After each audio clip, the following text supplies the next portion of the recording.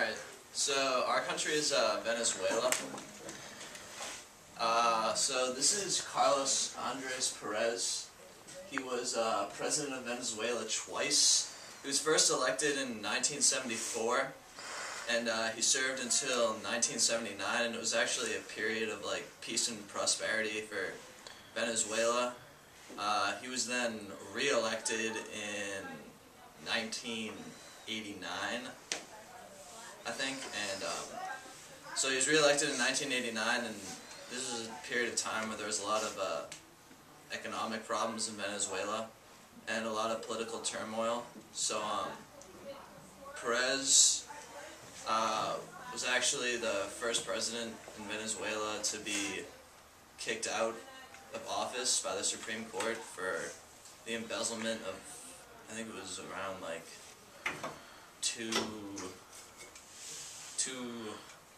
$250 million bolivars, which is the unit of currency for Venezuela.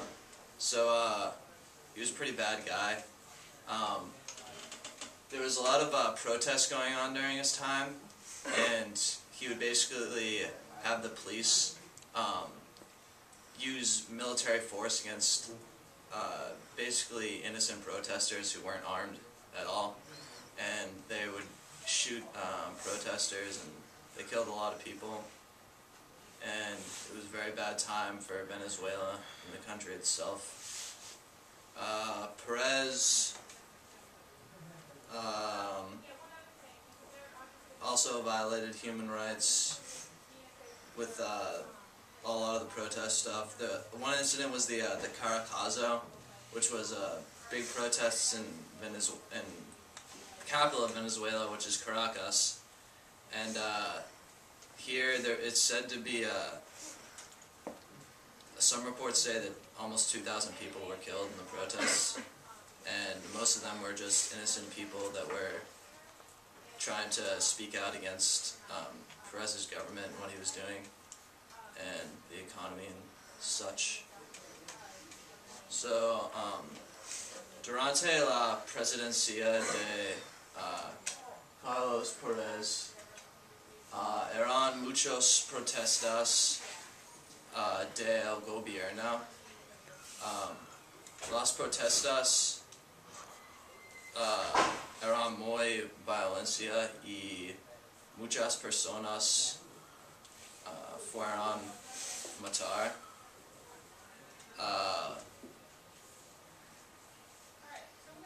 Algunos reportados dicen que más de 2,000 personas eran matar en los protestas y la policía eran las personas que mataron los protestas y son muy violencia. So, yeah. Christina, you want to go? So, Venezuela is bordered by Brazil to the east, Colombia to the west, Brazil to the south, Colombia to the west, Guyana to the east, and a lot of islands to the north. It's right on the tip, located on the tip of South America, and the capital, like Dan said, is Caracas. And it has a population of about 27.3 million people, which is one of the highest population growth rates of any country in the world. And it has a lot of health and sanitary problems that it has fixed lately, but it still deals with a lot of the human rights issues. So what led up to the abuse was, like Dan said, President Chavez had a really corrupt political regime, and they would kind of undermine the rights of a lot of the citizens.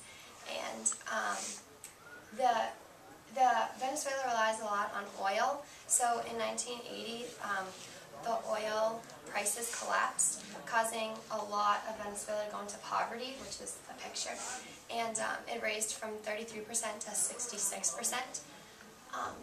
So in order to try and get back to where they were before, President Chavez would do a lot of things that weren't necessarily right, but he thought that he needed to do just to get back to the same spot he was in his economy. And then a lot of people tried to intervene, but they really didn't do anything. They just made a lot of plans to do things, but they never really executed. The Human Rights Watch was one. They're a governmental organization, and they're located in a lot of countries. And they made claims that Venezuela needed to change because they weren't doing what they were supposed to. They were undermining people's rights, but they never did anything. And then the IACHR, which is Inter-American Human Rights Protection System, said that it was it was a hostile environment for political dissent, and that needed to change also, but again, nothing happened. And then finally, the European Parliament said that they were moving too much towards authoritarianism under Chavez. So, hay muchos problemas con el sistema de derechos humanos en Venezuela.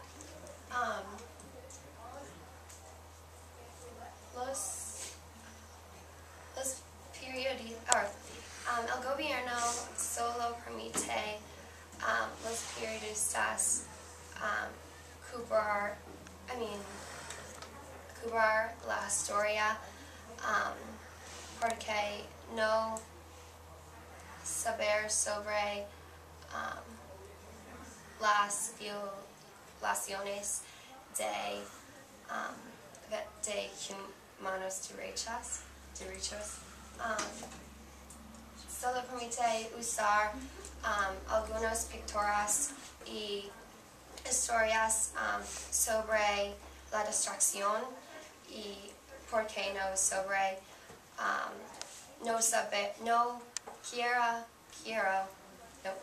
porque el gobierno no quiere otros países saber sobre la. Next.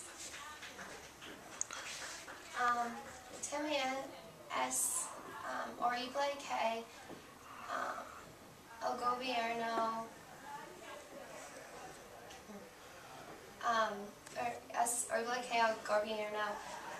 asalte los ciudadanos. Las policías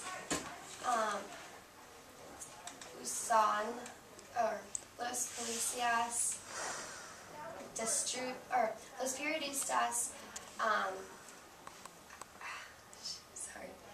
las policías destruyen sus equipos y les asaltan los periodistas porque cubrir las historias. Es malo que el gobierno pueda grabar las conversaciones de oficiales militares sin sus consentimientos. También es horrible que haya mucha violencia en las cárceles. Los presos no hay muchas guardias porque son miedo de los presos. Los presos cometen delitos dentro de el cárcel. Finalmente, el gobierno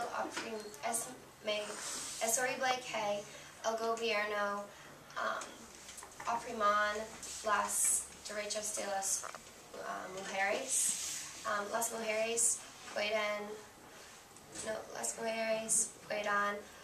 solo participar en programas sociales basado en sus opiniones políticos. And Ok, gracias.